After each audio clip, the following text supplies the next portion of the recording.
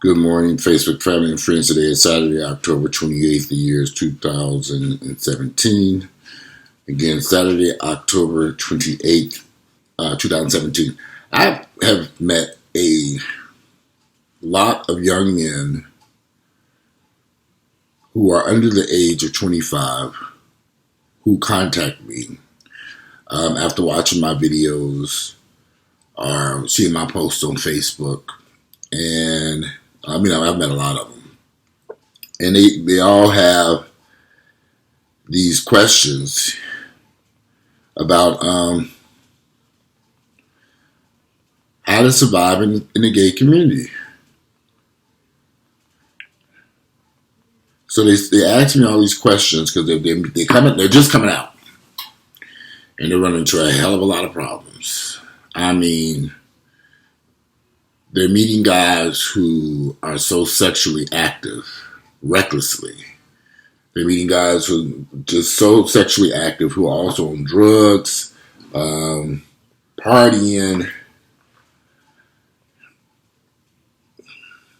So they don't know how to move forward because they don't want to be a part of that. So how can you join a community where you have a large group of guys who are behaving in sexually risky behavior, using drugs, and just tossing their lives away? Well, there's only one way that you can survive in that community. You can't be a part of it. I mean, that's just it. You cannot be a part of it. You cannot allow a group of people to bring you down. Especially when you have dreams and plans and hopes and aspirations. These guys, I talk to them, many of them in college. They're going to school. They're just determining their sexuality. They're entering into the community. And they don't know how to, because you want to be a part of the community, but when you get in there, you say, okay, something's wrong here. Why are these people doing all this crazy, reckless, foolish stuff? What is... You have to separate yourself.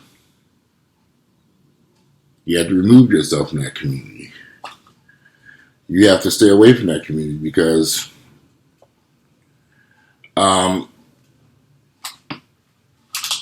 if you want to be a part of a community and all it does is it harms your life. Now, why would you want to be a part of that? I'm living proof. I've lived for the past 30 years in Atlanta, and I know what Atlanta's about. I know what these streets are out here about. I know what the black gay community and the lifestyle is here. It is not for everybody. That's why in my early 20s, I separated myself from the raw community. But it was too late by that time because I was a convicted felon. So I got myself involved with some illegal activities that were introduced to me through the black gay community. So nothing has changed. It's all the same. Nothing has changed in all those years. With my friends participating in reckless, dangerous sex back in the early 90s when I first came out, 89, 99, yes. That's what they're all dead now. I was criticized, strongly criticized, and talked about because I would not participate in these activities. We would go to these pride events in D.C. or New York or D.C. There was New York, D.C., Miami, Los Angeles. I remember Galveston Beach. We would go to these events. My friends would be fucking everything walking, and I would just sit back and say, "Oh no, I'm not. This ain't for me." I got to get to know a person before I just jump in bed. But my friends didn't care nothing about that. They didn't care. Most times they wouldn't be using condoms. That's what they're all dead today. That's why I'm the only one out of that entire group of men, which is a large group of very handsome, attractive men. They're all dead. So I look at these young guys today, and nothing has changed. They're still just as reckless and dangerous as they were when I was in my 20s. I'm 47 now. So when these young guys call me, they literally, they're tired, but they don't know what to do. And I just have to advise them. I say, stay in school.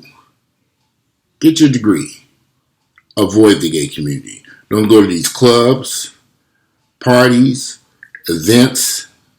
Don't surround yourself with a bunch of gay guys that are not doing anything. If they're not in school, they're not in college, you don't need them in your inner circle. I hate to have to be this way, but let's think of this way. I'm from Gary, Indiana. I grew up in Gary, around a lot of black folks. As Gary began its descent into hell, when all the businesses collapsed around Gary because of white flight, there was a lot of black folks there that were trash that were left. It's unfortunate, but Gary went through a really, really rough period of time and still going through a very rough period of time. So you have to make a decision. Do you stay amongst this group of degenerates, or do you go someplace else and live a normal life around decent black folks who are trying to do something positive with their lives? The same with the gay community. Just because they gay don't mean you have to be around them all day long, 24 hours a day, 7 days. It doesn't mean you have to immerse your life into their you don't have to sit in their clubs, their parties, their functions. You live a normal life. Because if you get caught up in this lifestyle, and I do not like to use the word lifestyle, but you get caught up in the things that are taking place in the gay community, particularly the black gay community. I'm not white. I only talk about the black gay community. It will destroy you. Because I've seen it. I've seen it 1,000 times. I've seen so many young guys come to Atlanta and their lives get destroyed here. I've seen it over and over and over and over. Smart, intelligent, bright, handsome, attractive guys move here and they get caught up. They get caught up in the sex. They get caught up in the drugs. They get caught up in the partying. They get caught up being in the scene. They have to be part of these cliques and organizations. And then what they came here to Atlanta to accomplish, whether it was school or job or income or whatever, all that gets pushed to the side now. And we have a huge problem in Atlanta, or in the gay community period, but maybe possibly both the white and black gay community, with sexual addiction. It is ridiculous, the stuff that I see people participating in.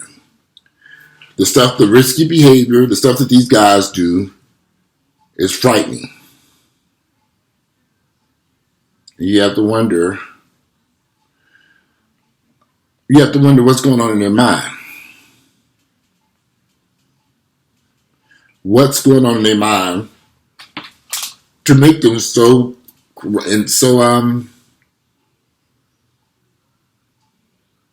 participate in such crazy behaviors. Now we have a meth problem here in Atlanta that is out of control. I know so many guys who are strung out on meth, it makes no sense. They start off as a recreational drug, and it explodes. So between popping pills and meth and sex and reckless behavior and no condoms, and it turns into a disaster. Because you can't think of it, you can't imagine these guys. How can you take care of your health if let's just bring it up because I know people are gonna be screaming. If someone's HIV positive, how can they continue to stay in good health if they're using methamphetamine, popping pills, partying all night, and having sex with multiple partners all the time? It doesn't work that way. Something's gonna go awry. You can't get involved in this mess. You must distance yourself and separate yourself from this foolishness. You have no other choice. There's no difference in separating yourself from certain parts of the black community you know that are failing. Why would you stand around a bunch of black folks who stand up on street corners selling drugs and smoking dope and smoking crack all night long? How is that going to improve your life? It isn't. It's going to destroy your life. So you have to avoid that type of atmosphere and go someplace else. And go deal with other people who are like-minded like you, trying to do something positive. I know it's hard to find them. It's like looking for a needle in the haystack. It really is. You're trying to find a decent brother who's trying to do something positive with his life, that's not caught up with a bunch of sex, is not fucking everything Walker, who ain't doing a bunch of drugs, who ain't out there partying every weekend. I know it's hard. I know. Shit, I didn't live there. Friday night, it's so funny because every weekend, last night, today's Saturday. Friday night, I came home, went to the gym yesterday. I ran a bunch of errands yesterday, went to the gym. Came home about 6, 7 o'clock. I was in for the evening. Took a shower. Did I even leave and go back out for any reason? No. I got here around 6. Did I go any place last night? I was here. And it's always like that every weekend. I guess that's some of the guys said I was lame, boring, and I don't have time to be sitting in somebody's every weekend sitting up in Bulldogs or Blake's or the Mix or any of these other clubs around there. Because the funny part is when I do go out, I see the same people. It's like every time I walk in the door, it's like, the same people who was here last week. Last time I was here, a year ago. Nothing wrong with partying and going out and clubbing. But when your life is in disarray, you're dealing with all these issues, you need to find something else to do with your time besides sitting up in Bulldogs, Blake's, the Mix, or whatever other hot club there is. These guys are in the clubs every week and they're packed. I'm talking packed. A Thursday night at Bulldogs, the club is packed. And so you go in there and you think you're going to meet something decent. I'm telling you, these young guys have came to me with sad stories, and trust me, I get it. They want to be in relationships. They want to be with friends that are doing something. You can't be around a bunch of friends who are out doing drugs and getting high all day and night long and doing nothing in their lives while you're trying to go to school.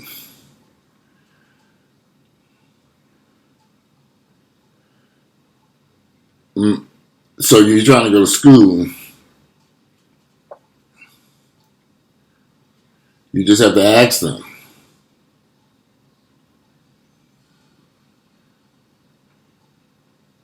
You have to ask these guys. What do they plan on doing with their lives?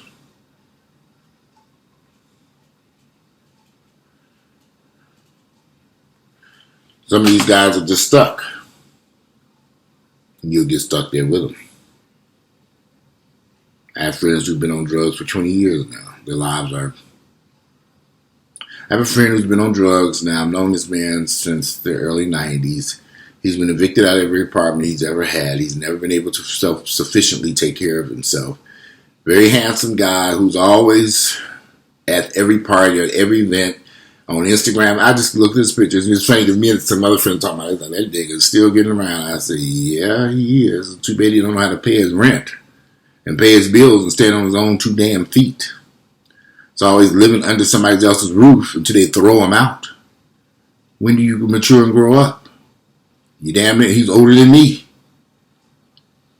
Get caught up in his lifestyle if you want to, if you're a young man. I hope you listen to these videos. That was another thing somebody else wanted to get. I've heard this before. A young man got in touch with me through Facebook, and we started communicating, and we started talking on the phone. He said, the first thing he told me, he said, people told him to stay away from me when he first got to Atlanta.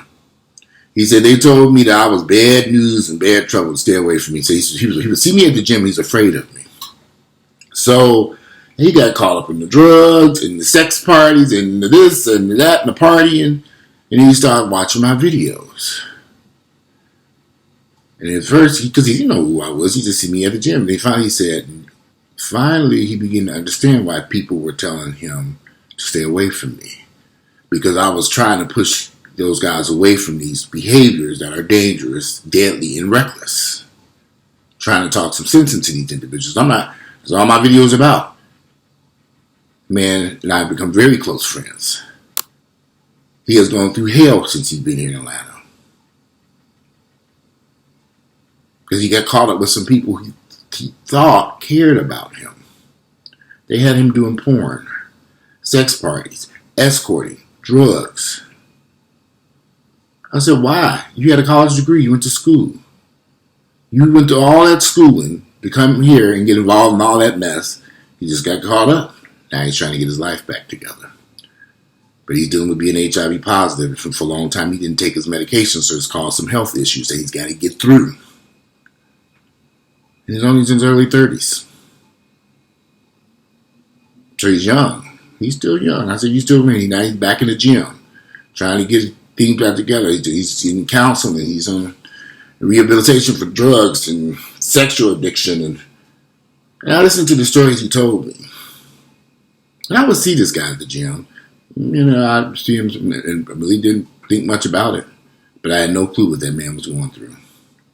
No idea that he was selling his body to pay for drugs. In fact, he told me he was escorting for drugs. Basically, the people were giving him drugs for sex. He said there were times where he didn't even know where he was going to get food from. He was just running around trying to figure stuff out.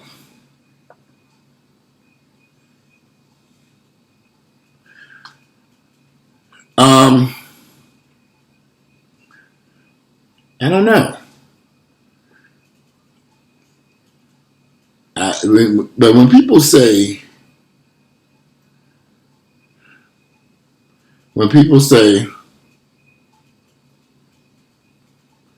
that I'm trouble and to avoid Walter, that should tell you something. And Walter, I'm not over here on drugs. I'm not involved. I don't have sexual addiction. I could screw any man I wanted to. There's some fine brothers here. They hit me up all the damn time. I see them in the gym every day. I meet a bunch of attractive guys all day, every day. I can fuck anybody I want to, but I don't. I can go around here and do drugs. I got enough. I have the cash to go buy a key of cocaine if I wanted to and snort it all up if I wanted to and kill myself. I'm not that foolish. I don't involve myself with this mess. You don't see me in the clubs partying all night long. You'll never see me walking out of the club at 7 o'clock in the damn morning. Why? You ain't gonna catch me at a sex party with all these damn nasty, filthy niggas fucking raw. You're not gonna catch me at any of these crazy events that take place. A bunch of drug using food. I don't involve myself with any of this stuff. Because I learned a long time ago I like to live a healthy life. And stay here on planet Earth. I ain't holding out for heaven or hell someplace else that don't exist. So if you are young and black and gay, stay away from these guys. Stay away from them. Especially when you see them doing things that you don't want to participate in. You can't be around it. You get a felony in your record, you're doomed. You get caught up in drugs, you're doomed. You get caught with a DUI, your driving record is destroyed. Now you got this expensive insurance. You lose your driver's license. It's just so much crazy shit going on, and I have to sit back. And it can all be avoided. You don't have to participate in that community. Find you some decent friends who do something positive with their lives. I mean, that's all you can do.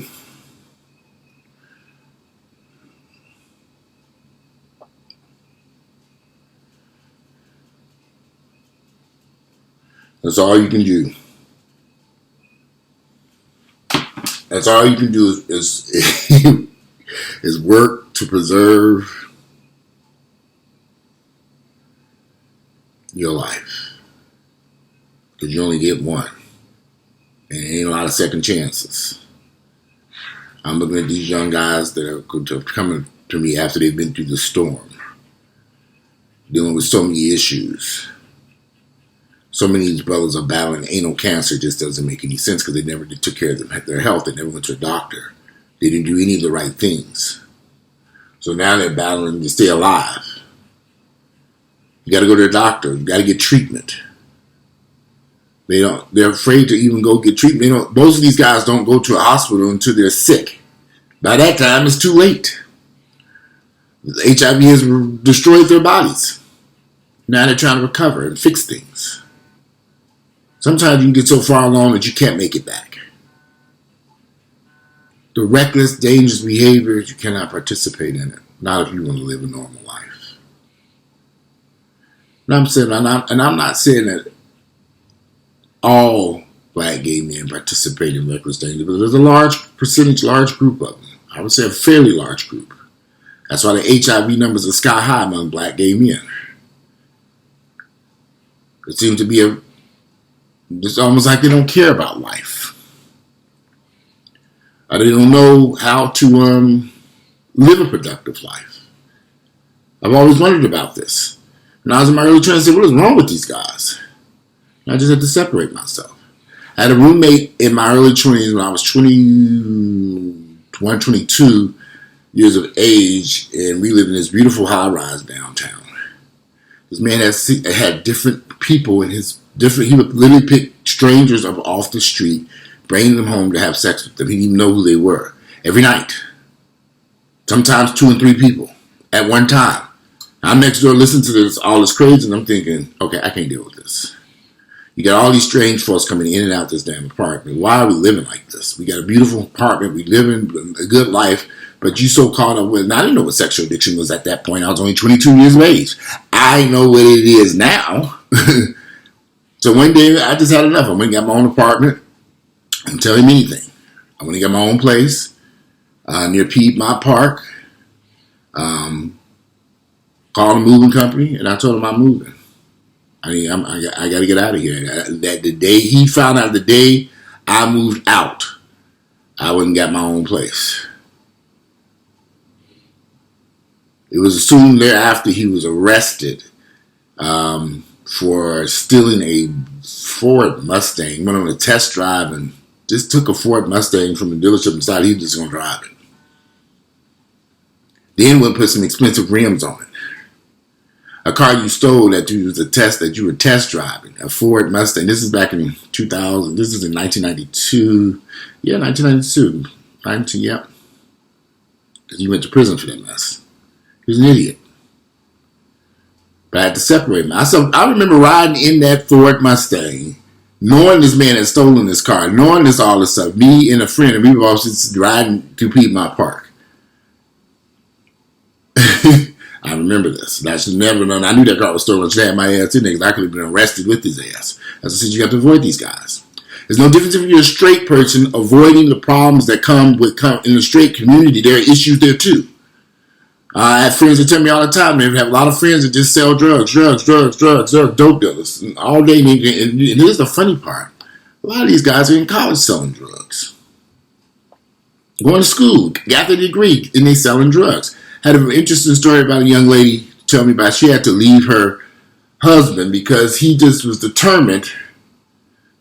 Even though he went to school, got a college degree, and was living a good life, he wanted to stay in the streets and sell drugs instead of working a government job that he had clearance for. She had to separate herself from him. She said she couldn't stay there with him. Under those circumstances, he's bringing drugs into her home. So she said it's just a matter of time before he's arrested. And she said she felt she was endangering her life and her children's lives, their kids' lives, so she packed up and left. Some things you can't be a part of. Young, black, and gay, look around you. Look at this community. Go online and take a look. Try to see if we can find positive people to hang around. Hell, call me, hang out with me if you want to. I'm doing it for these young guys now. They call me, come over here. One was just sitting here last night, 21 years of age. I let's say he was for 2 hours. We talked. He told me about all the stuff he's going through. 21 years of age. I treat these kids as if they were my children.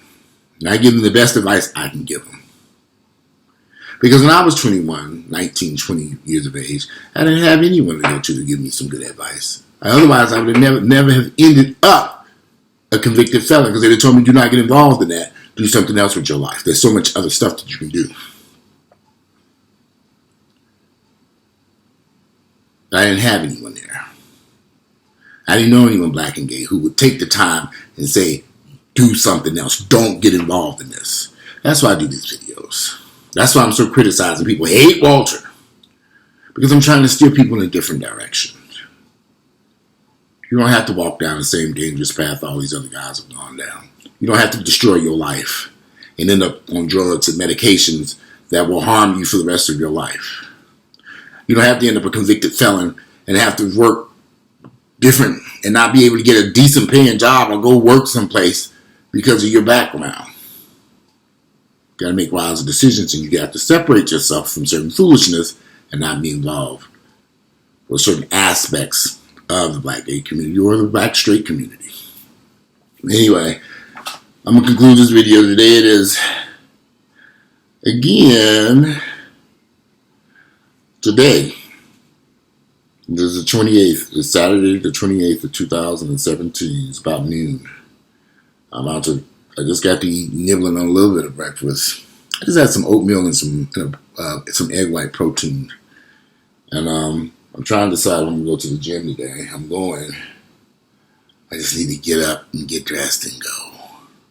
If you like my videos, click like, share them with family members and friends. Get out, enjoy your life. Do something productive with your life.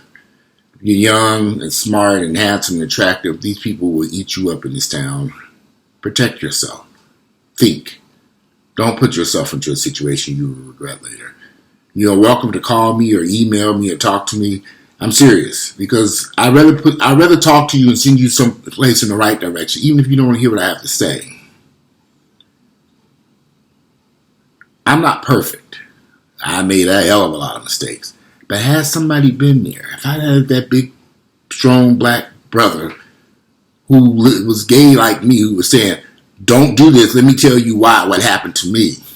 You know, I can tell you some stories about a lot of shit that took place in my life. I have told a lot of stories about it. Look through my videos.